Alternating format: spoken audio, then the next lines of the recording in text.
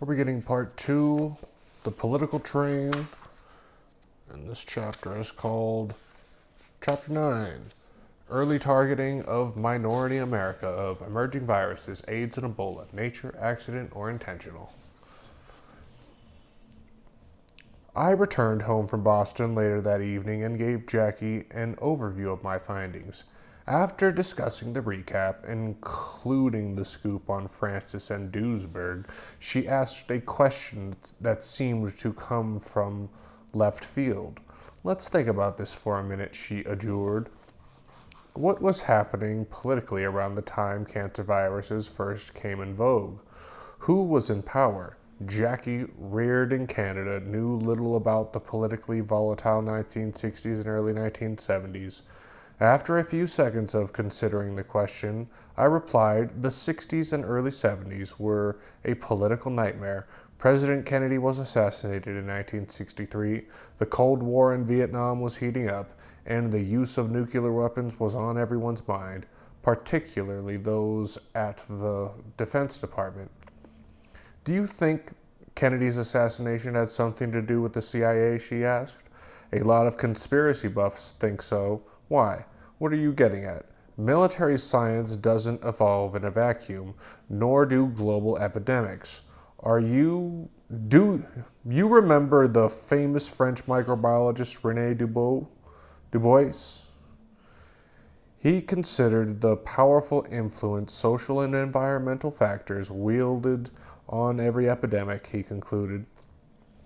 The germ is nothing, the terrain is everything. Terrain theory. The world's greatest epidemics have always been preceded by great social political upheaval. I just want to know who was behind the orders to develop AIDS-like viruses, why and what was happening politically at the time. With those questions in mind, the next day we went to our local library and borrowed several books that provided additional insights into the dark forces at work during Camelot's demise. Soon after, Jackie questioned whether the CIA's alleged involvement in the Kennedy and King assassinations might be linked to the targeting of blacks, or even homosexuals, by those with genocidal motives. Initially, the considerations seemed far-fetched, though now I considered the epidemic iatrogenic. I still had difficulty with the notion of intent, but the more I thought about it, the greater the urge I felt to investigate the possibility. At worst, it would be a great history lesson. In concluding Camelot. So we began to study the terrain upon which the Kennedy and King assassinations took place.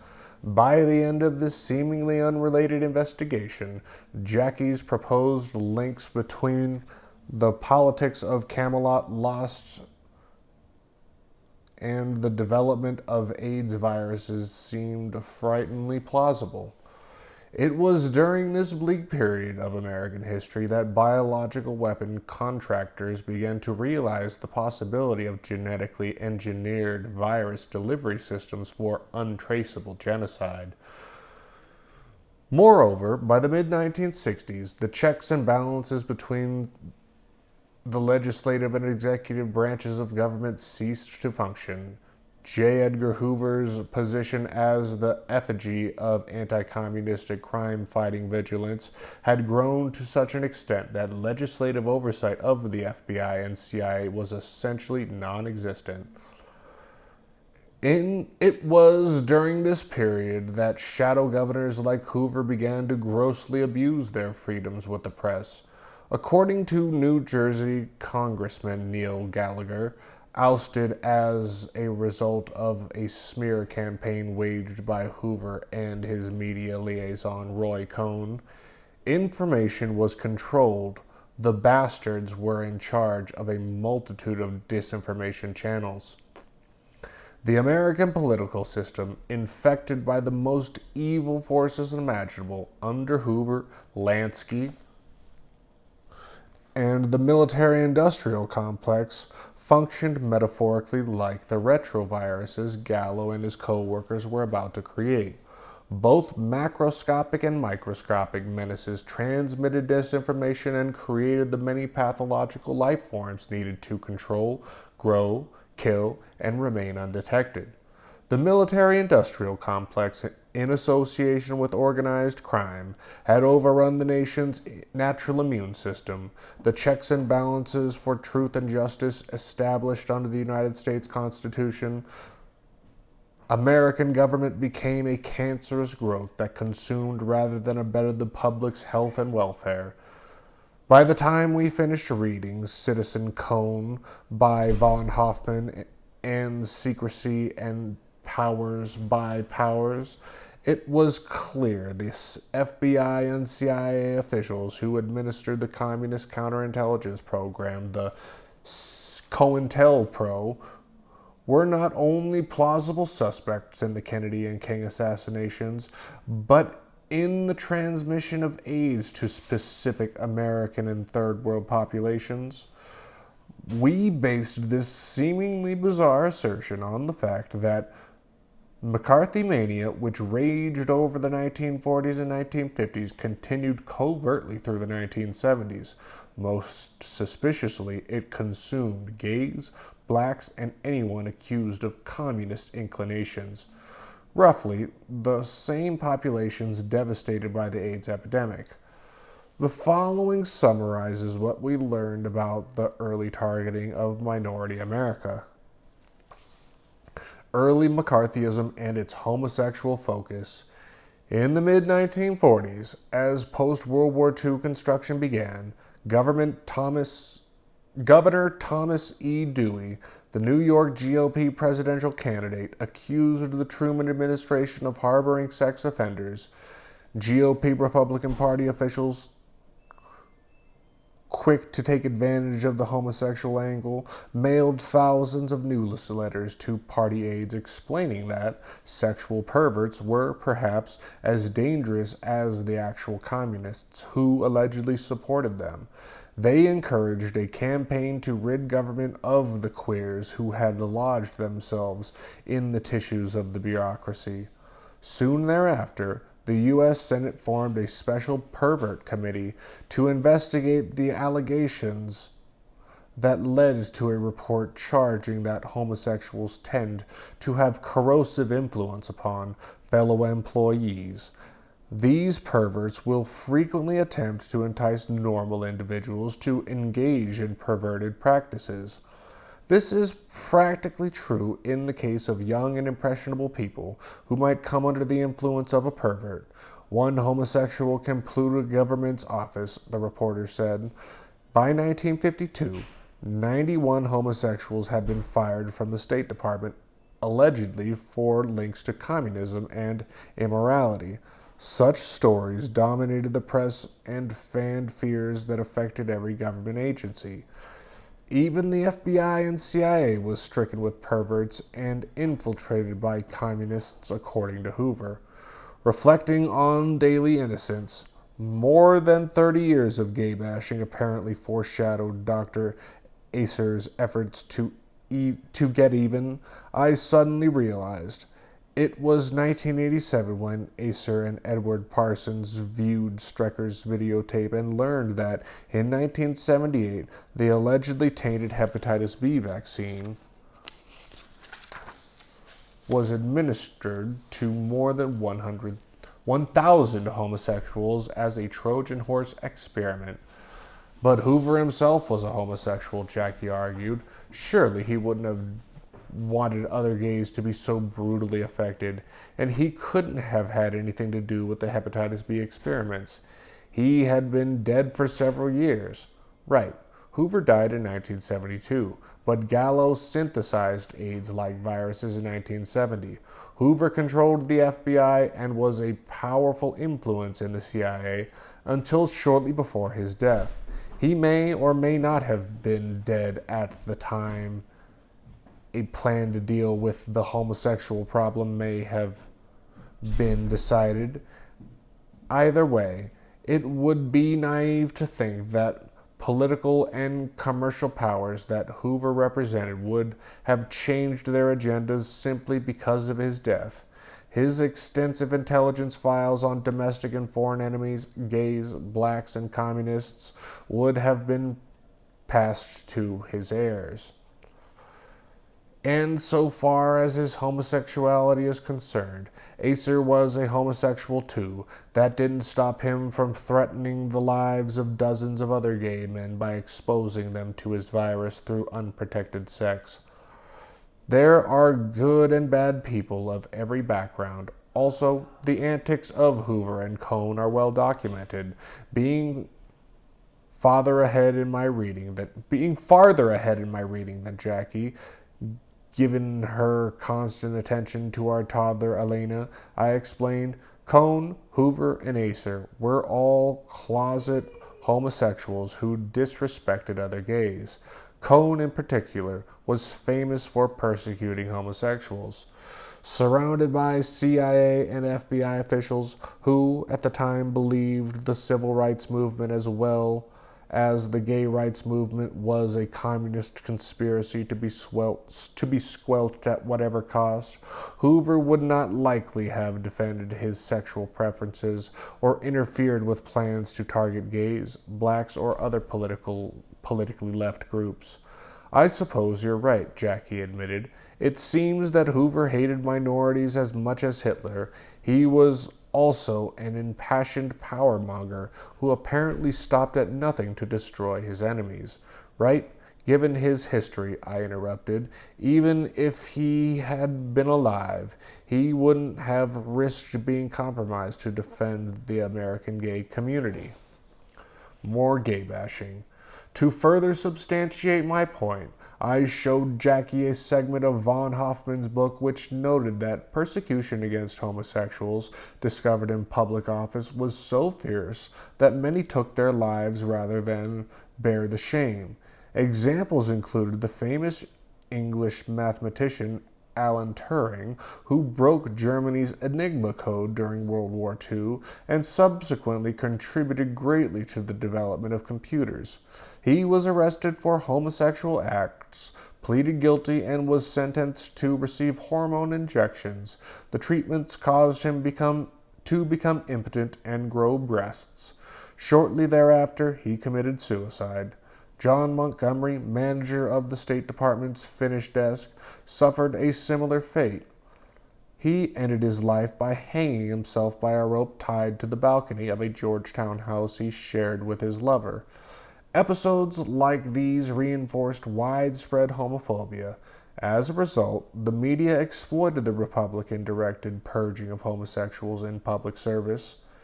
In Washington Confidential, a book published in 1951 by Crown, readers were told in Chapter 15, Gardens of the Pansies, that more than 90 twisted twerps in trousers had been swished out of the State Department. There are at least 6,000 homosexuals on the government payroll, most of them known, and these comprise only a fraction of the total of their kind in the city. Awareness of the seriousness of the problem, the State Department has a highly hush-hush homosexual bureau manned by trained investigators and former counter-espionage agents, whose duties are to ferret out pansies in Foggy Bottom. With more than 6,000 fairies in government offices, you may be concerned about the security of the country. Fairies are no more disloyal than the normal, but homosexuals are vulnerable. They can be blackmailed or influenced by sex more deeply than conventional citizens. They are far more intense about their love life. It was opinions like these, wrote von Hoffman, that accounted for more than 1,000 annual arrests in D.C. alone during the 1950s.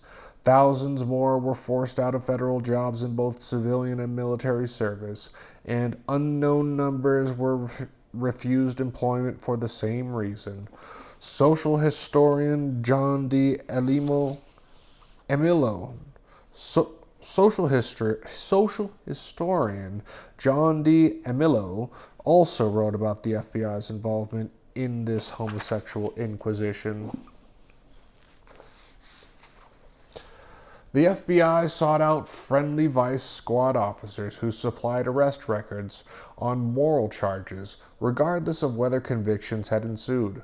Regional FBI offices gathered data on gay bars, compiled lists of other places frequented by homosexuals, and clipped press articles that provided much information about the gay world. Friendships with known homosexuals or lesbians subjected anyone to an investigation. Postal inspectors subscribed to pen pal clubs, imitated correspondence with men who they believed might be homosexual, and if their suspicions were confirmed, placed tracers on victims' mail in order to locate other homosexuals. Though both Hoover and Cohn denied their homosexuality, vulnerability to blackmail was part of the reason they persecuted homosexuals. In many minds, homosexuality and communism were entwined. It's more true today, it seems. Though both Hoover and Cohn denied their homosexuality.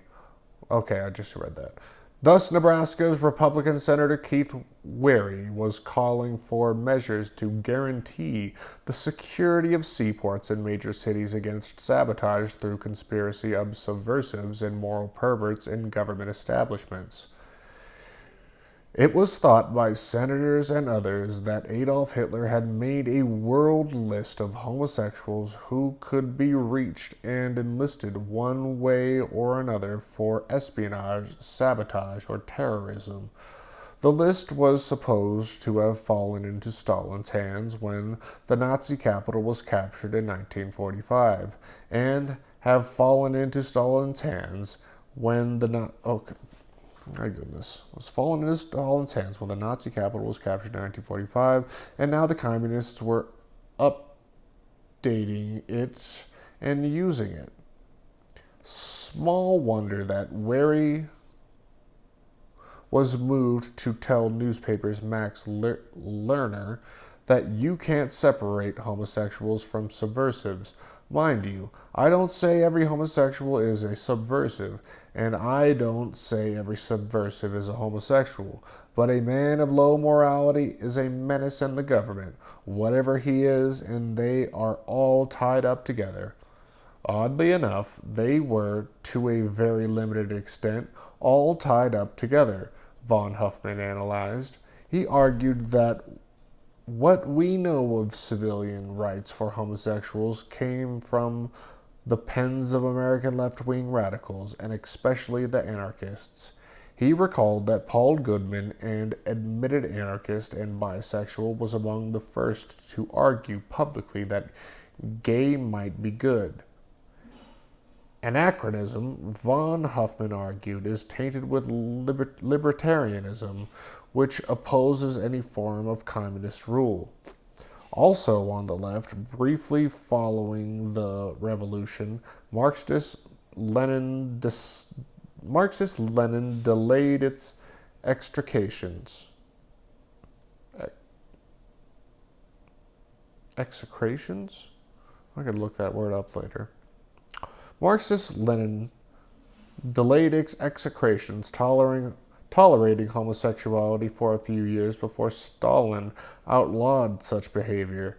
So it was that capitalistic and Marxist Puritanianism marched to the same beat.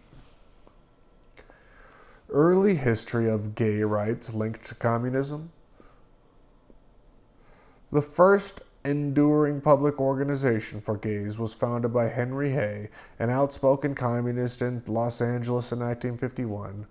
The Mattachine, from the French word masqué, society. Hay had tried to follow the communist line of remaining a heterosexual, but felt comfortable trying to be something he was not. He brought the matter and desire to start the Mattachine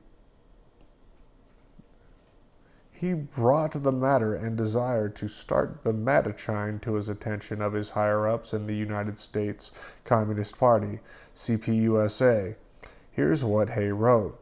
About the fall of 1951, I decided that organizing the Matache was a call to me deeper than the innermost reaches of spirit, a vision quest more important than life. I went on to the Communist Party and discussed this total call upon me, recommending to them my expulsion. They rejected expulsion, and in honor of my 18 years as a member and 10 years as a teacher and cultural innovator, dropped me as a security risk, but praised me for being a lifelong friend of the people. Von Huffman commented, "It seems that the only thing the Communist Party and the American government agreed on was that homosexuals were security risks." Ultimately, it was an article in the Los Angeles Mirror which provided the Matachine Society its communist label. The piece stated that the organization's attorney had been an antagonistic witness during the House Committee hearings on Un-American activities. The reporter theorized that one day, homosexuals, who were scorned by the American majority, might band together for their own protection. Eventually, they might swing tremendous political power. A well-trained subversive could move in and forge that power into a dangerous political weapon. And they were right. My God.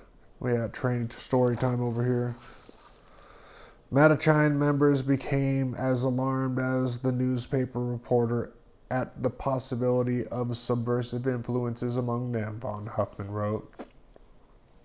Hay recalled that the men in the organization were straight, middle-class types who insisted they were exactly like everybody else, except in bed. They had no interest in sympathy for Marxism, so in short order, some Matachine chapters were proposing loyalty oaths for prospective members. One leader threatened that if the organization weren't sterilized of communistic notions, he would give the FBI names of the members. Cohn's deadly denial. For a young Jewish, homosexual, anti-communist persecutor, von Huffman continued, these must have been strange, dangerously confusing, and exciting days. Cohn is remembered as having frequented Washington's gay bars. It is unknown if he considered himself a homosexual. It appears that for Roy, the definition of a homosexual was a man with womanish mannerisms. Now, if you take it in the butt, buddy, if you give it in the butt, you take it in the butt. During an interview with Ken Auletta, in the 1970s, Cohn decided his homosexuality, yet became embarrassed and thick-tongued in the process. Anybody who knows me and knows anything about me, or who knows the way my mind works or knows the way I function, would have an awfully hard time reconciling that with any kind of homosexuality.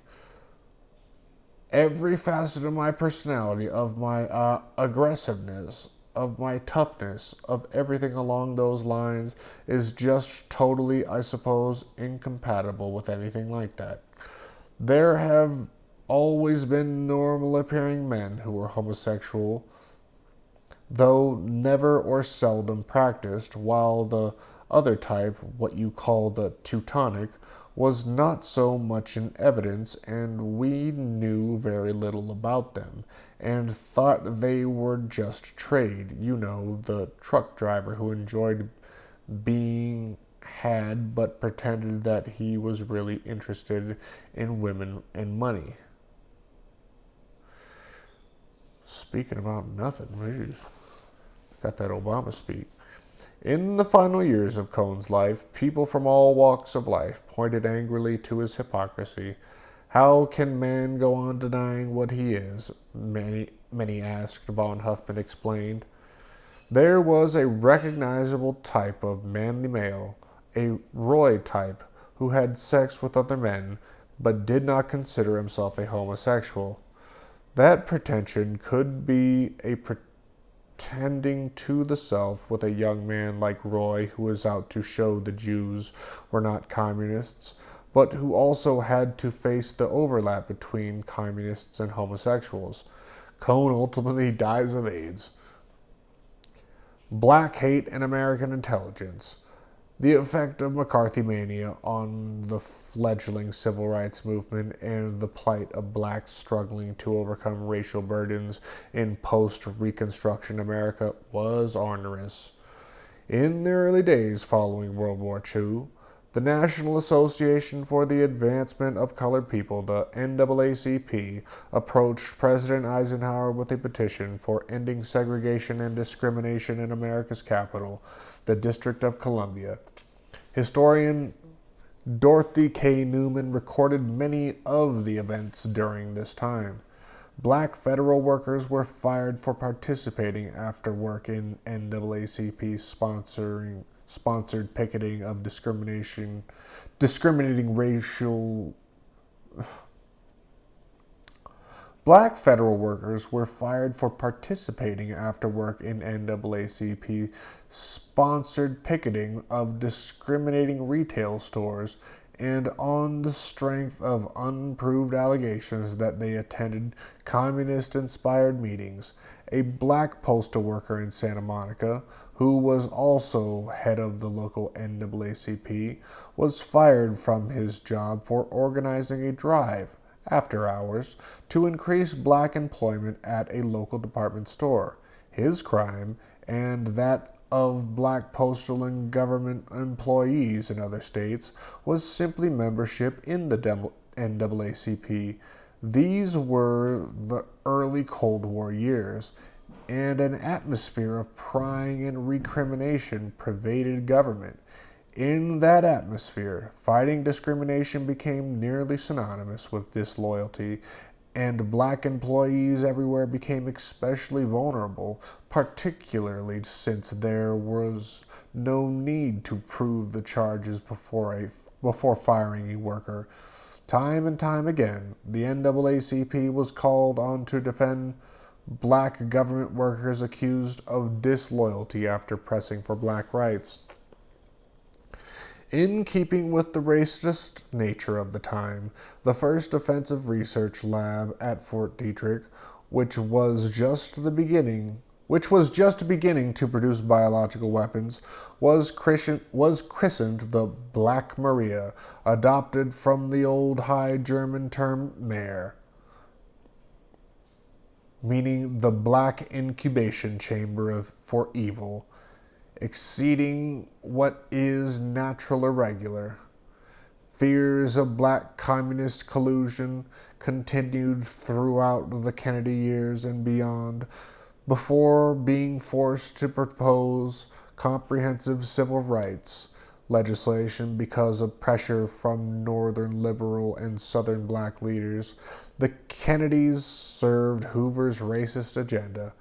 In 1963, for instance, John Kennedy's assistant attorney general, Burke Marshall, told Martin Luther King that he had to divorce himself from two chief advisors, Stanley Levison, the New York attorney, and Hunter Pitts Odell, one of King's executive assistants. The Bureau had concluded the two men were communists, a paid agent of Soviet communist apparatus. Marshall called Levison. King resisted the charge and demanded proof. With that, Bobby Kennedy, then Attorney General, took charge of the case. He considered the possibility that King, being linked to communists, might bring down the president as well. In an effort to persuade King to obey, the Attorney General mentioned Bayard Rustin, the man A. Phillips Randolph had chosen to organize the 1963 March on Washington, who had been who had been a registered communist and had once been arrested for sodomy. Bobby also approached King's supporters in an effort to undermine King's leadership. Leaning toward Marietta Tree, a friend and UN delegate, Bobby said, "So you're down here for that old Black Fairies anti-Kennedy demonstration?" When it was clear that King wouldn't be moved by either Bobby or his assistant, the president took over. He asked King to take a walk with him in the Rose Garden, where he put a hand on King's shoulder, something he rarely did, and said, "I assume you know you're under very close surveillance." He mentioned Levison and Bob Odell by name and said, "They're communists. You've got to get rid of them." After the Kennedys, following the Kennedy and King assassinations on April 27, 1965, President Johnson's advisor George Bundy requested that Hoover provide information listing blacks and communists to the anti-war movement. At a White House meeting the following day, Johnson told Hoover he was quite concerned over the anti-Vietnam situation that was developed in this country, and he appreciated particularly the material that we sent him yesterday containing clippings from various columnists in the country who had attributed the agitation in this country to the communists, as there was no doubt in his mind but that they were behind the disturbances that have already occurred. The CIA had stated that their intelligence showed that the Chinese and North Vietnamese believe that by intensifying the agitation in this country, particularly on the college campus level, it would so confuse and divide the Americans that our troops in South Vietnam would have to be withdrawn in order to preserve order here, and it would enable the North Vietnamese to move in at once. Move in where? What are they going to do, invade us? No. We just needed heroin.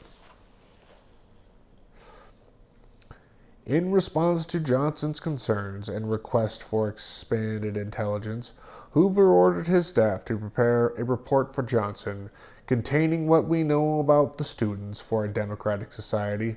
What I want to get to the president is the background with emphasis upon the communist influence therein so that he will know exactly what the picture is. I believe we should have proper informant coverage similar to what we have in the Ku Klux Klan and the Communist Party itself. Shortly thereafter, the black riots in Watts in the summer of 1965, followed by similar aggression in Chicago, Newark, Brooklyn, Cleveland, Omaha, Jacksonville, Baltimore, San Francisco, and finally the cataclysmic Detroit riots in July 1967 prompted an expanded attack on the civil rights and Black Powers movement by Johnson, Hoover, and the American intelligence community. In September 1976, Hoover received word from Attorney General Ramsey Clark to use the maximum resources, investigate, and intelligence to collect and report all facts bearing upon the question as to whether there has been or is a scheme or conspiracy by any group of whatever size, effectiveness, or affiliation to plan, promote, or aggravate riot activity. In over 4,000 contacts in a ghetto informant program, which supplied the FBI and White House with intelligence reports about the activities and sentiments of Black America. Hoover's response to the race riots of the late 1960s, however, was not limited to intelligence gathering. Dr. King's harassment since 1963 primed the FBI to expand its communist counterintelligence program, the COINTELPRO, into a Cold War against Black Power leaders like Stokely Carmichael, who warned the white establishment to move on over or will move on over you, and appealed to black actors, the land, and appealed to black actors across the land to take over through violence, were attached like King with death threats and disinformation campaigns designed to discredit them. In an effort to maximize effectiveness and prevent wasted efforts, as the Nixon administration took office in the spring of 1968, Hoover set long-range goals for black nationalist COINTELPRO and instructed his agents to 1. Prevent the coalition of black militant... Oh, I messed that up. 1. Prevent the coalition of militant black nationalist groups. In unity there is strength, a truism that is no less valid for all its triteness. An effective coalition of black nationalist groups might be the first step toward a feared Mau Mau in America, the beginning of a true black revolution. And 2, prevent the rise of a messiah who could unify and electrify the militant black nationalist movement. Malcolm X might have been such a messiah. He is the martyr of the movement today. Martin Luther King, Stokely, Carmichael, and Elijah Muhammad all aspire to this position. King could be a very real contender should he abandon his supposed obedience to white liberal doctrines. Carmichael has the necessary charisma to be a real threat in this way. Hoover thus ordered his agents to prevent black militant nationalist groups and leaders from gaining respectability, and to prevent black nationalist organizations from growing, especially among black youth. In response, the FBI created 360 disruptive operations under the COINTELPRO Black Nationalist Hate Groups umbrella, including the dissemination of media propaganda and some affirmative action programs to dissuade black youth from joining the militant movement. Richard Powers, an author of Secrecy and Power, The Life of J. Edgar Hoover, wrote that their counterintelligence campaign included rumors to the media about Elijah Muhammad's sexual conduct, alerting the IRS to possible tax fraud by black organizations, and planting stories that portrayed the 1968 Poor People's March on Washington as dominated by violence-prone radicals. In November 1968, COINTELPRO Black Hate concentrated its attention on the Black Panther Party, a black radical organization led by Bobby Seale, Fred Hampton, and Eldridge Cleaver that had adopted some of the trappings of the counterinsurgency Green Berets. The Bureau deliberately tried to incite confrontation between this group and its militant rivals within the black radical movement. It has been impossible to prove conclusively that the Bureau was responsible for specific acts of violence, but a Senate investigation committee concluded that the chief investigative branch of the federal government, which was charged by law with investigating crimes and preventing criminal conduct, itself engaged in lawless tactics and responded to deep-seated social problems by fomenting violence and unrest. Still does today. Black nationalist hate.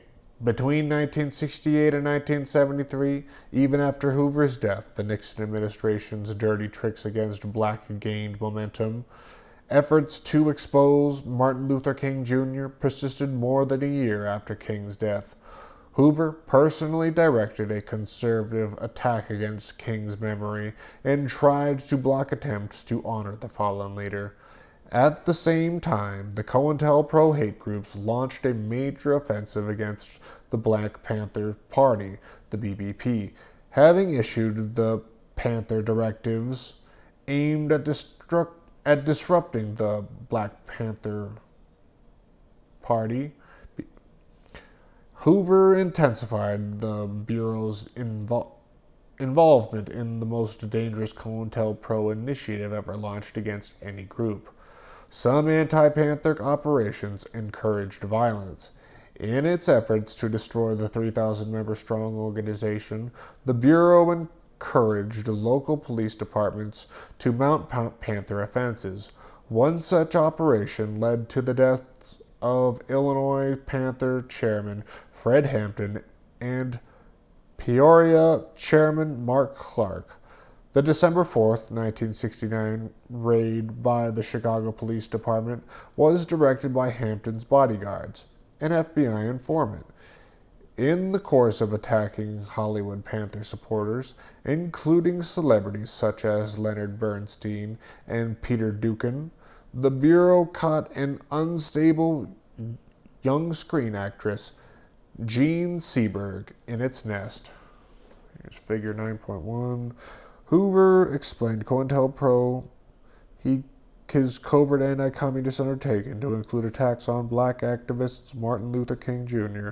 In particular was intensively hated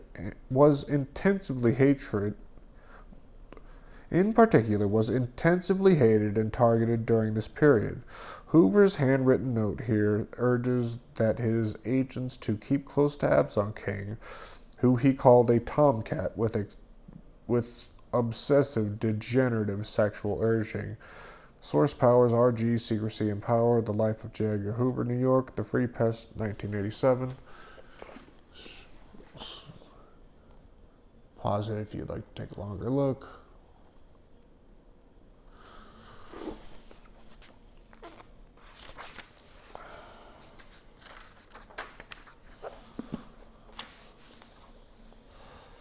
Seberg had gotten interested in black radicalism while in Paris pursuing her film career. She had a lover, a North African, whom was friendly with the Black Panthers in Los Angeles, and through him Seberg got to know Panther leader Bobby Seale. She became a supporter and financial contributor to the Black Panthers, and thus a subject of interest to Hoover and the Bureau. A culture of racism had so permeated the Bureau and its field offices that the agents seethed with hatred toward the Black Panthers and the white women who associated with them. In the view of the Bureau, according to one FBI agent stationed in Los Angeles, Jean was giving aid and comfort to the enemy, the Black Panther Party, and giving of her white body to a black man was an unbearable thought for many of the white agents. Ultimately, the Bureau targeted the pregnant Seberg with a disinformation campaign through its contacts with the Los Angeles Times and Newsweek. The slanderous articles ultimately resulted in the premature birth of her child and the baby's death. 3 years later, Seberg committed suicide, and her ex-husband shortly thereafter also killed himself. The COINTELPRO attack on Seberg, wrote Powers, was no different from hundreds of other documented attacks on obscure radicals and their friends. Stories that were never told because the victims were not glamorous, not famous, and, in many cases, the worst cases, not white. A campaign as vicious and lawless as the one against Seberg proves that there was nothing Hoover would not do to destroy black radicalism. 2 other celebrities with black and communist ties marked for foreign and domestic degradation by the COINTELPRO was the French feminist philosopher and author Simone de Beauvoir. Simone de Beauvoir, and her lifelong companion, existentialist philosopher Jean-Paul Sartre. The couple served in the vanguard of French intellectual life for nearly 4 decades, much of the time as members of the French Communist Party. Between 1961 and 1966, Sartre devoted much of his time to political activity, while Beauvoir accompanied him to the Soviet Union on several different occasions, even considered a boon for Soviet propaganda. They also visited Cuba and became personal friends of Castro and his closest friend Che Guevara, who escorted the people on their guided tour of the island. On their return trip, Cuban officials planned for the couple to fly via New York. Unknown to them, the Cuban press attaché had arranged a conference in which Sartre was expected to render a further snub to the United States by praising the glories of Castro's Cuba. He did not disappoint them. Beauvoir replied her Cuban sponsors for their hospitality through an interview in France Observateur, praising Castro as the incarceration of a tremendous emotional power and calling his leadership not only a success but an example. Beauvoir maintained another serious relationship with Nelson Algren, an American communist who was being investigated by the FBI for his left-wing political activities. The two repeatedly vacationed in North Africa, which is believed to have ignited Beauvoir's love for the African continent. Finally, in 1960, she became an outspoken proponent of Algerian independence from France. During the next decade, with the increasing threat of Third World Revolution on their minds, American intelligence agencies saw America struggle to define and assert its native identity. Ultimately, the continent emerged largely socialist, pro-communist, and staunchly anti-capitalist. The African-American connection. During the period when the domestic war against black radicals was raging, the African continent became a principal target of COINTELPRO and other covert CIA anti-communist operations. As early as 1966, the CIA was ordered to search for alien influence in the anti-war movement. The Johnson and Hoover directive resulted in the launching of Operation Chaos, which ran from 1966 to 1974. During this initiative, the FBI and CIA agreed to share the fruits of each other's intelligence-gathering labors. Midway through Operation Chaos, the U.S. Army formally established a domestic intelligence section with similar objectives. Orders undoubtedly came from National Security Advisor Dr. Henry Kissinger, who, during the Nixon era, personally oversaw major CIA and FBI intelligence operations and directed the military chiefs of staff. During this operation, the CIA established a new file or case entitled Activities of the United States Black Militants. Field offices were instructed to forward to headquarters, by memorandum, information which came to their attention concerning the activities of United States black militants, either in the United States or abroad. Rockefeller Commission report on CIA wrongdoing reported. Rockefeller.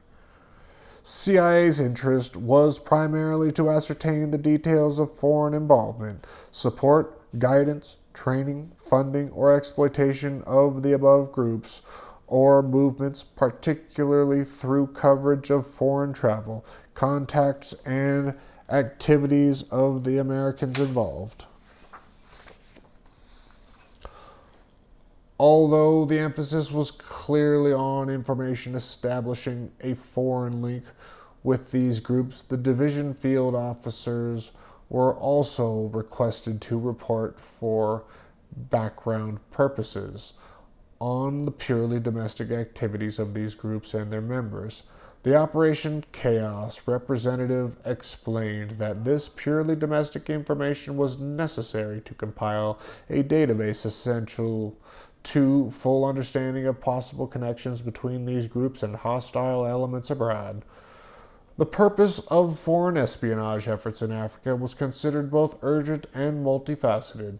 Within the highest circles of American government, officials feared that American civil rights groups and militant organizations such as the Black Panthers had received direct aid from communist supporters in Russia, Asia, and Africa. concern over the exploding third world population, and the inherent threat this posed to white supremacist ideology and capitalistic expansion abroad, directly influenced the CIA's targeting of the New Left. Given this knowledge, the possibility that AIDS-like viruses, once developed by Gallo and co-workers during the early 1970s, may have been used for population control loomed even larger. This awareness directed our attention to the next area we investigated, population control in the Third World. And we'll pick this up tomorrow, possibly.